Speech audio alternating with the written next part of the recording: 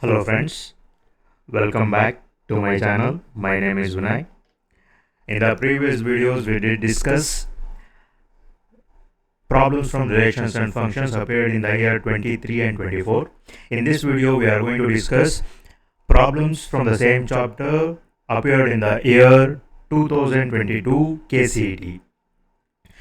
Here also we have 5 questions from this chapter. Let us go one by one. Let us go with the first question friends. The first question is, if the set X contains 7 elements and set Y contains 8 elements, then the number of bijection from X to Y is 0, 7 factorial, 8p7 and 8 factorial. These are the options we have. Now, we must know the basic concepts when the bijection when we can find the bijection from any set, any non-empty set to other non-empty set. You have here two non-empty sets. Here they have given n of x is equal to 7 and n of y is equal to 8. A number of elements in the set x and y, they are talking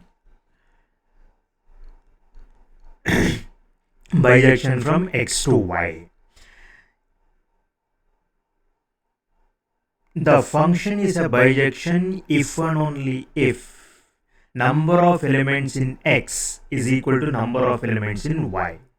That is, n of x is equal to n of y.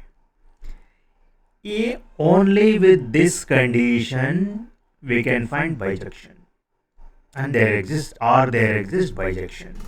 But here clearly n of x is 7 and n of y is 8. By looking at these two values, we can say for this function is not a bijection, cannot be a bijection, because number of elements are different on each set, domain as well as codomain. So it is a knowledge question friends. Directly we can take and move on if you know the concept well. Okay, let's move on to the next one friends. A piecewise function is given, defined from real number to real number. The functions are given like this. For the domain x greater than 3, x greater than 3, this is the domain x greater than 3, the function is 2x. When the x value lies between 1 and 3, where 3 is included, function is x square. When x value is less than or equal to 1, the function is 3x. Now what they are asking us to find, we need to find f of minus 1 plus f of minus 2 plus f of 2 plus f of 4. Now to find this, first let us see the values of x here in each case. Here values of x are x is equal to minus 1 here. In the second term x is equal to 2, and in the third term x is equal to 4. Now to find the value of f of minus 1, we should be very careful. We have to see in which domain the x value lies in. We have to choose that function. Now x is equal to minus 1 lies in the domain x less than or equal to 1. This is minus infinity to 1, where 1 is included. Correct. So here minus 1 belongs to this domain. So we need to choose the function 3x to find f of minus 1, and in place of x let us put minus 1. The value is minus 3. Similarly, x is equal to 2 clearly lies between 1 and 3, and the function is x square. So to find f of 2, we need to choose the function x square. X is 2 here, so we will get 2 square is equal to 4. Similarly, x is equal to 4. Clearly, it belongs to the domain open interval 3 to infinity. The function is 2x. So the value is f of 4 is equal to 2 into 4 is equal to 8. Now all these three values we need to add. So let us add all these three values. Minus 3 plus 4 plus 8. 8 plus 4, 12. 12 minus 3 is 9. That's simple question, but what we need to keep it in mind, in which domain the x values are given. Accordingly, we need to choose the function. So our answer is here option B, 9. Let's move on to the next one, friends. Let the relation R be defined in n. N means set of all natural number by A related to B if 3A plus 2B is equal to 27, then the relation R is. Now this question also appeared in the year 2023. We have already solved it, but let's solve it again. To solve this, first let's see the relation is defined in which set. Relation is defined in set of all natural numbers. So the relation is defined from natural number to natural number, clearly domain, codomain, or set of all natural numbers. By knowing these two things, we can eliminate two of the options here. So that's why whenever we solve problems on relations and functions, we must know for the given function what is the domain and range. That helps us to solve the questions quickly. And the condition given here is 3a plus 2b is equal to 27.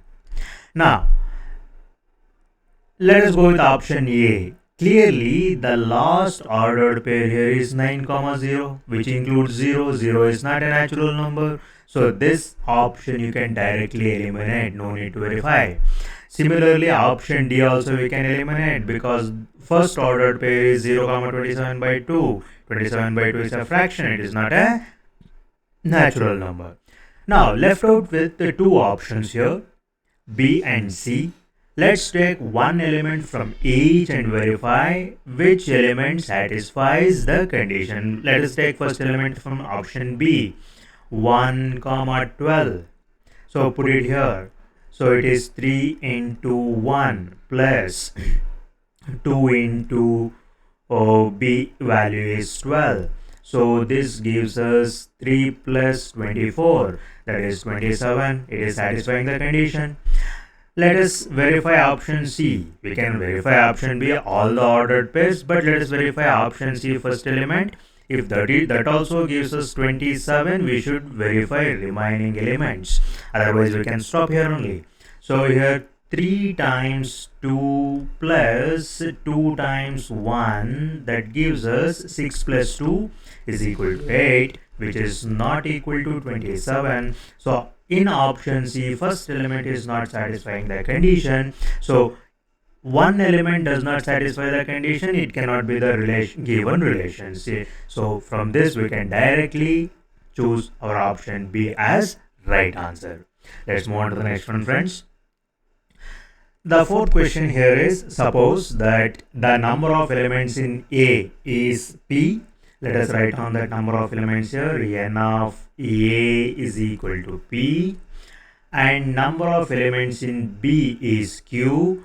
N of B is Q. And the number of elements in A cross A, it is not A cross A, friends, it is A cross B. Number of elements in A cross B, that is N of A cross B is equal to 7. Then you need to find P square plus Q square. Now, number of elements in A cross B is given. Number of elements in A, number of elements in B are given as P and Q. Now, we know one relation between these three quantities. The relation is N of A cross B is equal to N of A into N of B. Basic relation we have. Let us substitute the values here. N of A cross B is 7. N of B is P into Q. So, very important result we got. Now, P into Q is equal to 7. When you multiply these two, you are going to get 7.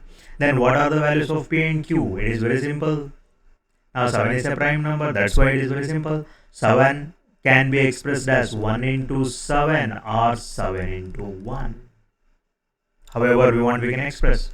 Now if you take P is equal to 1 and put here 1 square plus Q is equal to 7, 7 square, clearly it is 1 plus 49, 50.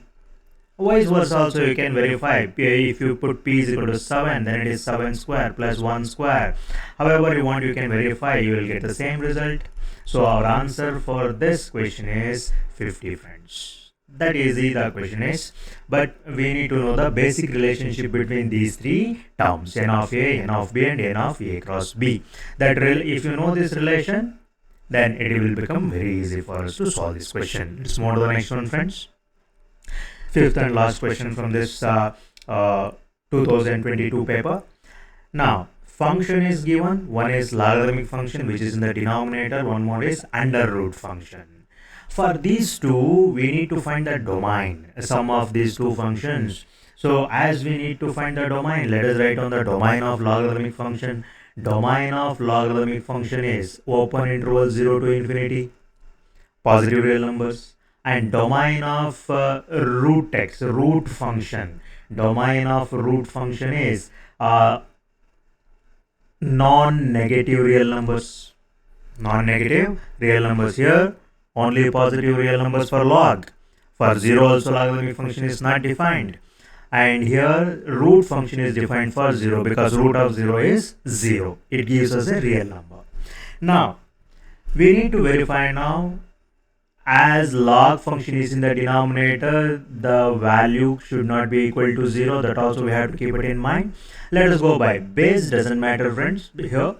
So base, if you want, you can change using change of base rule. Say change of base rule, log a base b can be written as log a to base e divided by log b to base e. If you want, you can change this, but no need to change here. I have taken base e here. While changing the base, you can take any base you want. Okay, but it should be greater than 1 or between 0 and 1. Now domain we know 0 to infinity. So clearly it is here we can write x must be greater than 0 for this. That is the domain. Here x must be greater than or equal to 0. These are the two conditions for two different functions. Let us go with first function here. Log of 1 minus x base 10. Clearly here 1 minus x is greater than 0. This gives us 1 is greater than x. That is x is less than 1. Similarly, for this, x is greater than or equal to 0. Under root function here is x plus 2. So we will go with x plus 2 is greater than or equal to 0. This gives us x is greater than or equal to minus 2.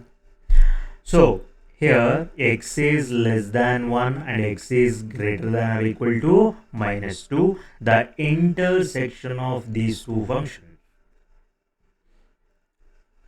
union of these two functions gives us here x is greater than or equal to minus 2 and less than 1. Not union, it is the intersection of these two. Sorry, friends. Now x belongs to, clearly from this we can write x belongs to minus 2 to 1 open interval where 2 is included. Now this is our result. So this option is there, option C. Is it the right answer? We need to check out, because log of 1 minus x base 10 is in the denominator. If it is not in the denominator, then this solution is the right solution. For which value between minus 2 and 1 this can be equal to 0? See, log of 1 minus 0 base 10, if you put x is equal to 0, then you will get log 1 base 10. Log 1 value is 0. 1 divided by 0 here, 1 divided by 0, it is not defined. So from this interval we must eliminate 0. Understanding, friends? Very, very important. All these things are simple things, you have to keep it in mind. So this can also be written as, this is the solution. Open interval minus 2 to 1, minus 2 is included, 0 is excluded from this interval. This also can be written as x belongs to minus 2 to 0. 0 is not included. Union 0 to 1.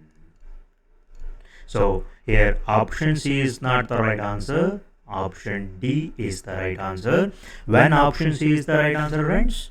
When that logarithmic function is in the numerator. But it is in the denominator. For 0 it is not defined, because if you put 0 here, 1 minus 0 will become 1 and log 1 is 0. So it will become indeterminate form. So the domain of this function is option D, friends. If you like this explanation, please like, share and subscribe. Hit the bell icon. Thank you.